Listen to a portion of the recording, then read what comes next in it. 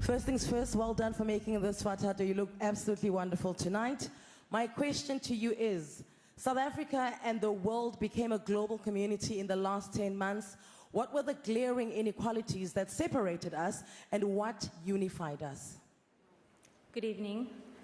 What separated us is what has always separated us, which is the socio-economic equalities. I mean, some people were trying out new recipes, meanwhile others were starving. But I think what united us is that we all suffered some kind of pain and were able to understand a pain because you've experienced it, therefore can recognize it in someone else. I think we were united by the pain, so we showed more compassion and more caring towards each other. Thank you. Thank you, Sato.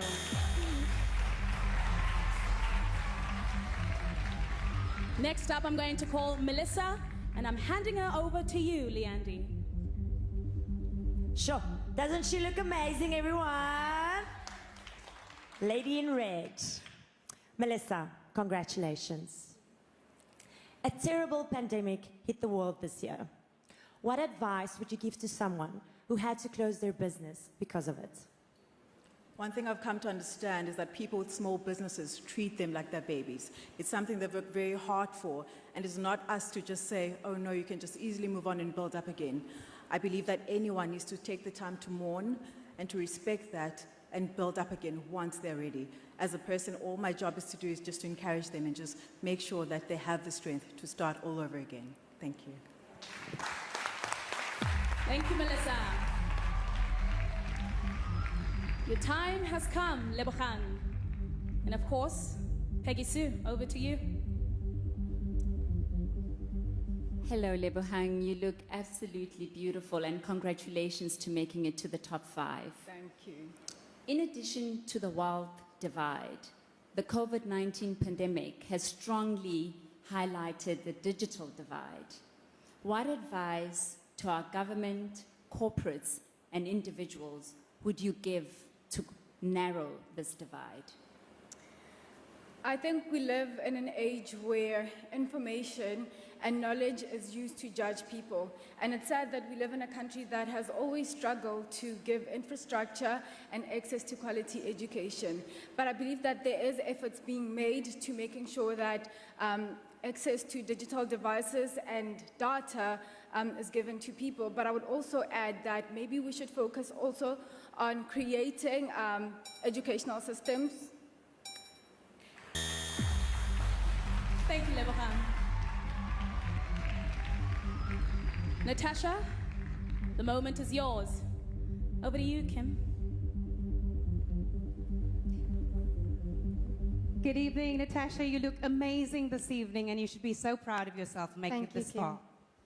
On March the 27th, our country went to a full lockdown, leaving South Africans feeling deeply insecure, uncertain, and afraid. When things become challenging in your life, tell me about the internal space or place where you go to steady yourself. As a business owner, I know how many lives have been impacted through COVID-19. And as it is actually Mental Health Awareness Month, I think it's very, very important to take care of your mental health. What I would personally do is spend time with family and friends, revert back and see what you still have left and not only look at what you lost. Thank you. Thank you, Natasha. And last but certainly not least, Shudufatso, and over to you, Zozi. Hi, Shudu. How are you feeling? I feel excited. Well, congratulations on making it this far. You've been doing an incredible job. My question for you is, in the past year, we've witnessed a global wave of mass demonstrations against gender-based violence and the Black Lives Matter movement.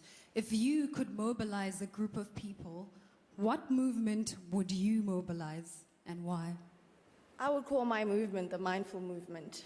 Suicide is one of the leading causes of death between people aged 15 and 29. 1 in 3 people are expected to suffer from mental illnesses in their lifetime. So I believe that mobilizing people to strive for mental health would actually fix so many social ills in our society. And that is what I would mobilize. Thank you. Thank you, Shurifat.